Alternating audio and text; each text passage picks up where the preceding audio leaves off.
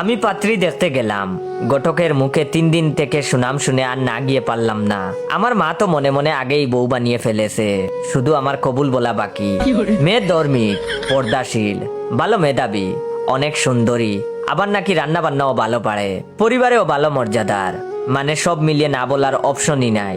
আমিও ভেবে দেখলাম ঠিক আছে, মেয়ে তো ভালো হলে কেন বিয়ে করব না। যাক, গেলাম বিকালে তাদের বাসা। তাদের আপ্যায়নও অনেক ভালো লাগলো। এবার পালা মেয়ের সাথে একা কথা বলার।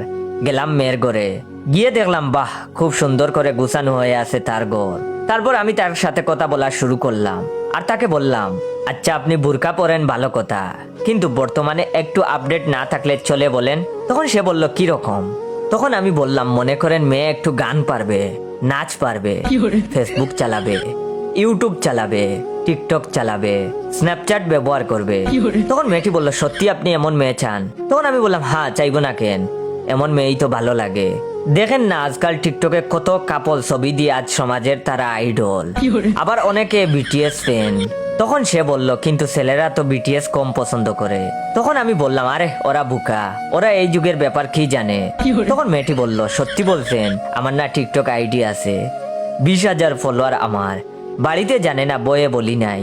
আপনি এগুলো পছন্দ করেন তাই বললাম, আপনার টিকটক আইডিটা দেন, আমি ফ্রেন্ড বানিয়ে নিচ্ছি। আর সত্যি বলতে আমিও বিটিএস ফ্যান। এই দেখেন ফোনে কত ছবি তাদের, আমার না খুব ভালো লাগছে। আপনার আমার পছন্দ এক, আমিও বিয়েতে রাজি। আমি তখন বললাম, আচ্ছা ঠিক আছে, চলেন এখন যাই। তখন মেয়েটি বলল, আইডি দিবেন না? তখন আমি বললাম, রাতে আপনাকে মেসেজ করে দিব, এখন চলেন যাই, অনেকক্ষণ হয়ে গেছে। তখন মেয়েটি বলল, তাহলে আপনি বিয়েতে রাজি তো?